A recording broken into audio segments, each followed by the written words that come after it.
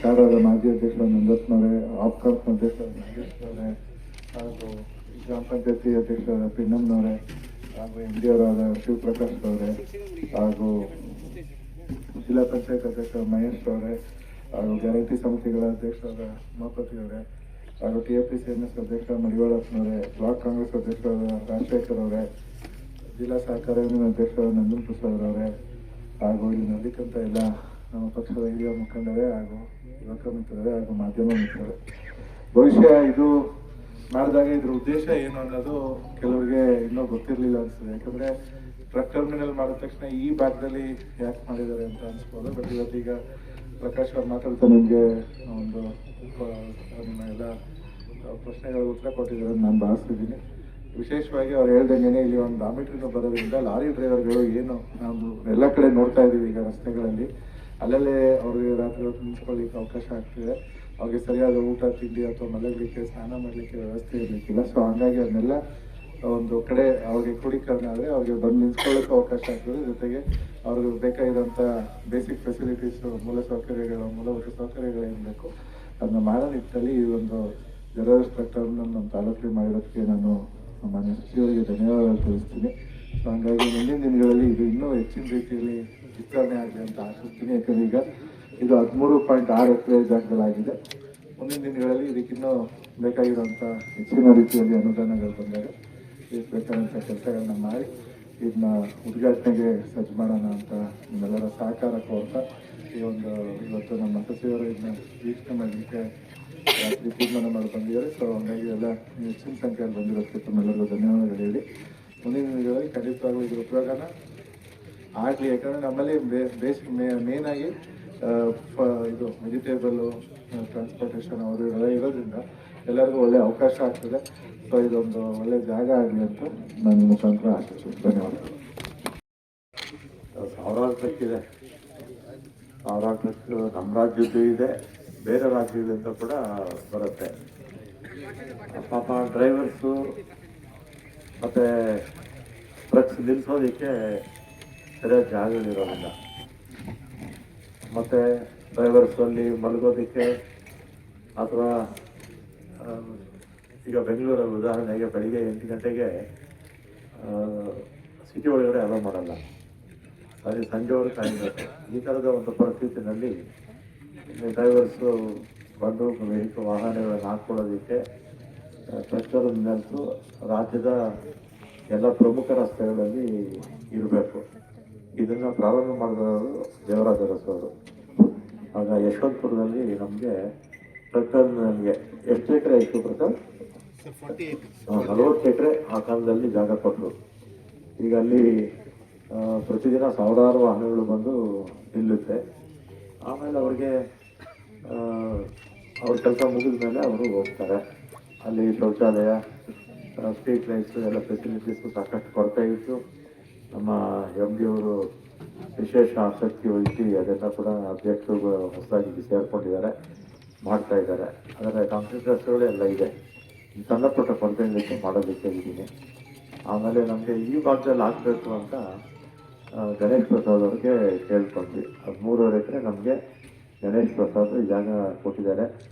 ಈ ಒಂದು ಟರ್ಮಿನಲ್ ಇವತ್ತು ಬರಬೇಕಾಗಿದ್ರೆ ಗಣೇಶ್ ಪ್ರಸಾದೇ ಕಾರಣ ಅಂತ ನಾನು ಹೇಳ್ತೀನಿ. ಮತ್ತು ಮೈನ್ ರೋಡಲ್ಲಿ ಸಿಕ್ಕಿದ್ರೆ ಚೆನ್ನಾಗಿರ್ತಿತ್ತು, ಆದರೆ ಮೈನ್ ರೋಡಲ್ಲಿ ಇರೋದಿಲ್ಲ, ಜಾಗ ಇರಲಿಲ್ಲ. ಇಲ್ಲೇ ಇದ್ದಿದ್ದರಿಂದ ಏನು 300-400 ಮೀಟರ್ ಅಷ್ಟೇ, 300-400 ಮೀಟ್ರು ಅಂದರೆ ಒಂದು ಅರ್ಧ ಕಿಲೋಮೀಟರ್ಗಿಂತೂ ಹತ್ತಿರದಲ್ಲೇ ಇಷ್ಟು ದೊಡ್ಡ ಜಾಗ ಕೊಟ್ಟಿದ್ದಾರೆ. ಮತ್ತು ಅದಾದಮೇಲೆ ಈ ಸ್ವಲ್ಪ ಈ ಡಾಂಬರೀಕರಣ ಆಗಿದೆ ಅಲ್ವ ಈ ರೋಡ್ಗೆ, ಅದೇ. ಆಮೇಲೆ ಒಳಗಡೆ ಈಗ ಸುತ್ತಲೂ ಮಾಡಿದ್ದಾರೆ, ಇದು ಕೆಲಸ ಜಾಸ್ತಿ ಇದೆ. ಇವತ್ತು ಬಂದು ವಿಸಿಟ್ ಮಾಡಿ ನೋಡೋಣ ಅಂತ ನಾನು ಅಧ್ಯಕ್ಷರು ಮಾತಾಡ್ಕೊಂಡ್ವಿ. ಅದೇ ರೀತಿ ಬಂದಿದ್ವಿ. ಮತ್ತು ಈಗ ಲಾರಿಗಳ ಮೇಲೆ ನಿಂತ್ಕೊಳ್ಳೋಕೆ ರೂಢಿ ಮಾಡ್ಕೊಳ್ಳಿ. ಆಮೇಲೆ ಫ್ರೀ, ಯಾರಿಗೇನು ಕಾಸು ಏನು ತೊಗೊಳೋದಿಲ್ಲ. ಈಗ ಹೇಳ್ತೀನಿ, ಕಾಸೇನು ತೊಗೊಳ್ಳೋದಿಲ್ಲ, ನಿಂತ್ಕೊಂಡಿಲ್ಲ. ಆಮೇಲೆ ಮುಂದಕ್ಕೆ ನಾವು ರಸ್ತೆಗಳಿಗೆಲ್ಲ ಕಾಂಕ್ರೀಟ್ ಹಾಕ್ಬೇಕು. ಮೈಸೂರಲ್ಲಿ ನೋಡಿದ್ದೀರಲ್ಲ, ಮೈಸೂರಲ್ಲಿ ಅದು ಎಷ್ಟು ಎಕರೆ? 30? ಮೈಸೂರು 16 ಎಕರೆ ಬಂಡಿಪಾಳ್ಯದ ಹತ್ರ ಅರ್ಧ ಉಪಯೋಗಿಸ್ತಾ ಇದ್ರು, ಇನ್ನು ಅರ್ಧ ಬಿಟ್ಟಿದ್ರು. ಆಮೇಲೆ ನಾನು ಶಿವಪ್ರಸಾದ್ ಅವರು ಒಂದು 2 ವರ್ಷಕ್ಕೆ ಮುಂಚೆ ಹೋದ್ಮೇಲೆ ಅದನ್ನು ಬಳಸ್ಕೊಳ್ಳಿ ಅಂತ ಹೇಳಿದ್ಮೇಲೆ ಕಾಂಕ್ರೀಟ್ ರಸ್ತೆ ಇದೆ, ಅದು ಉಪಯೋಗಿಸ್ತಿಲ್ಲ. ಎಲ್ಲ ಆ ಜಾಗ ಎಲ್ಲ ಗಿಡಗಳು ಬೆಳ್ಕೊಂಡ್ಬಿಟ್ಟಿತ್ತು, ಅದೆಲ್ಲ ಕ್ಲೀನ್ ಮಾಡಿ 1 ಎಕರೆ ಯಾರೋ ಪಕ್ಕದಲ್ಲಿ ಎನ್ಕ್ರೋಚ್ಮೆಂಟ್ ಬೇರೆ ಮಾಡ್ಕೊಂಡ್ಬಿಟ್ಟಿದ್ರು, ಅದನ್ನು ಈಗ ಬಿಡಿಸ್ಕೊಂಡ್ವಿ. ಆಮೇಲೆ ಅದಾದಮೇಲೆ ಈಗ ಅಲ್ಲಿಗೂ ಅಲ್ಲಿ ವ್ಯವಸ್ಥಿತವಾಗಿದೆ, ಸಾಕಷ್ಟು ಲಾರಿಗಳು ಅಲ್ಲೆಲ್ಲ ಬಂದು ಅದನ್ನು ಸದುಪಯೋಗ ಮಾಡ್ಕೊಳ್ತಾ ಇದ್ದಾರೆ. ಮತ್ತು ನಮ್ಮ ಇದರಲ್ಲಿ ಹುಬ್ಳಿ ಧಾರವಾಡಲ್ಲಿ 46 ಎಕರೆ ಕೊಟ್ಟಿದ್ರು, 10 ಎಕರೆ ಎನ್ಕ್ರೋಚ್ಮೆಂಟ್ ಆಗೋಯ್ತು. ಆಮೇಲೆ ಅದನ್ನು ಈಗ 10 ಎಕರೆ ಬಿಟ್ಬಿಟ್ವಿ ಅಂದರೆ ಎಲ್ಲ ಮನೆ ಕಟ್ಕೊಂಡಿದ್ರು. ಆಮೇಲೆ ಅಲ್ಲಿ ಲೋಕಲ್ ನಮ್ಮ ಶಾಸಕರು, ಉಸ್ತುವಾರಿ ಸಚಿವರು, DC ಅವರು, ನಾವು ಎಲ್ಲ ಕೂತು ಮಾತಾಡಿ ಮನೆಗಳು ಕಟ್ಟಿಕೊಂಡ್ರೆ ಜಾಗ ಬಿಡೋಣ ಅಂತ ತೀರ್ಮಾನ ತಗೊಂಡು ನಮ್ಮ ಅಧ್ಯಕ್ಷರು ಆಗಿದ್ರಲ್ಲ ಅಷ್ಟೊತ್ತಿಗೆ ನೀವು ಆಗಿರಲಿಲ್ಲ. ಆಮೇಲೆ ಅವರಿಗೆ ಅದ್ರ ಬದಲಿಗೆ ಬೇರೆ ಜಾಗ ಕೊಡ್ತಾರೆ. ಇನ್ನೊಂದು ಯಾವ್ದಾನ ಪ್ರಮುಖ ರಸ್ತೆ ಹುಬ್ಳಿಗೆ ಬೇರೆ ಬೇರೆ ರಸ್ತೆಗಳು ಬರುತ್ತಲ್ಲ, ಯಾವ್ದಾನ ಕೊಡ್ತೀವಿ ಅಂತ ಹೇಳಿದ್ದಾರೆ. ಅದನ್ನು ಕೂಡ ಇದೇ ರೀತಿ ಅಭಿವೃದ್ಧಿ ಮಾಡಬೇಕು. ಅದು ಮೊನ್ನೆ ಎಲ್ಲ ನಮಗೆ ಕ್ಲಿಯರ್ ಆಗಿ 1 ವರ್ಷ ಆಯಿತು ಅನ್ಸುತ್ತಲ್ಲ, 1 ವರ್ಷ ಆಯಿತು, ಅದನ್ನು ಮಾಡ್ತೀವಿ. ಅದಾದಮೇಲೆ ನಮ್ಮ ರಾಯಚೂರಲ್ಲಿ ನಮ್ಮ ಬೋಸರಾಜ್ ಅವರು ಒಂದು 2 ಮರ ಹತ್ರ ಒಂದು 10 ಎಕರೆ ಕೊಟ್ಟರು ಮನೆ ಜಾಗ, ಇದೇ ರೀತಿ ಗಣೇಶ್ ಪ್ರಸಾದ್ ಕೊಟ್ಟಿದ್ದ ರೀತಿ ಅದನ್ನು ಕೂಡ ಅಭಿವೃದ್ಧಿ ಯಾವ ಸ್ಟೇಜಲ್ಲಿದೆ, ಫಂಡ್ಸ್ ಅವರೇ ಕೊಟ್ಟಿದ್ದಾರೆ. ಟೆಂಡರ್ ಕರೆದಿದ್ದಾರೆ ಅನ್ಸುತ್ತೆ, ಟೆಂಡರ್ ಕರೆದಿದ್ದೀವಿ ಅಂತ ಹೇಳಿದರು. ಅದಾದಮೇಲೆ ದಾಂಡೇಲಿ ನಮ್ಮ ದೇಶಪಾಂಡೆ ಅವರು ಅವರೇ ಆಸಕ್ತಿ ವಹಿಸಿ ಎಷ್ಟು ಎಕರೆ ಅದು 3 ಎಕರೆ ಬಟ್ ಗಾಡಿಗಳು 3 ಎಕರೆ ಜಾಗ ಕೊಟ್ಟರು, ಫ್ರೀಯಾಗಿ ಜಾಗ ಕೊಟ್ಟರು. ಈಗ ತಕ್ಷಣ ಗಾಡಿ ನಿಲ್ಲಿಸ್ಕೊಳ್ತಾ ಇದ್ದಾರೆ. ಅದಾದಮೇಲೆ ನಮಗೆ ದಾಬಸ್ ಇದು ಬರುತ್ತೆ, ದಾಬಸ್ಗೆ ದಾಸನ್ಪುರ ಬರುತ್ತೆ.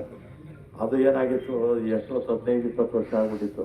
ಒಳಗಡೆ ಎಲ್ಲ ಡೆವಲಪ್ ಮಾಡ್ಬಿಟ್ಟವ್ರೆ, ರಸ್ತೆ ಇಲ್ಲ.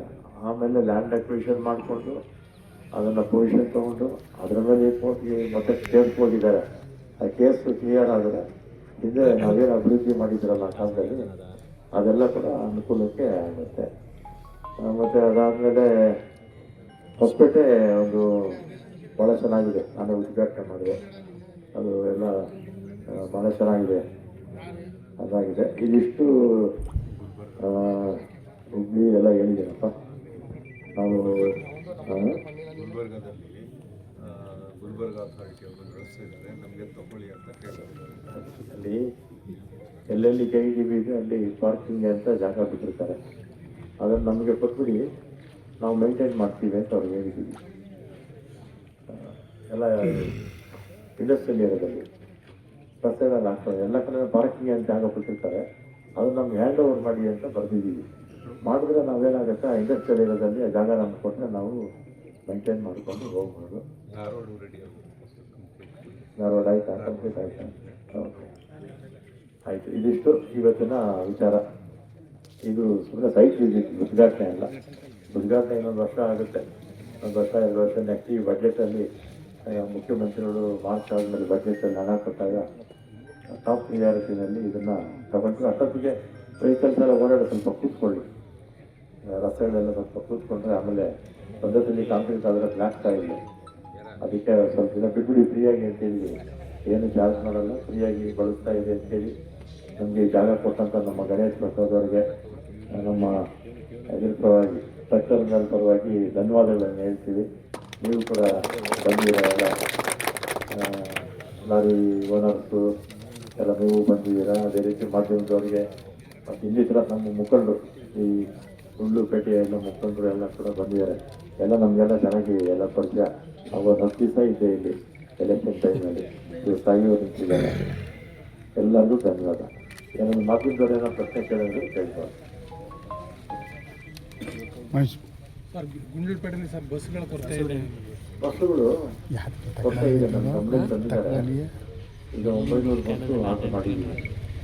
ಬಂದ ತಕ್ಷಣ ಮೈಸೂರಿಗೆ ಸಿಟಿಗೆ 100 ಎಲೆಕ್ಟ್ರಿಕ್ ಬಸ್ ಬರುತ್ತೆ, ಅವ್ರಿಗೇನು ಬೇಕಾಗಲ್ಲ. ಮುಂದಿರ್ತಕ್ಕಂಥದ್ದು ಗ್ರಾಮಾಂತರ ಪ್ರದೇಶಕ್ಕೆ ಈ ಸಲ ಕೊಡ್ತೀವಿ.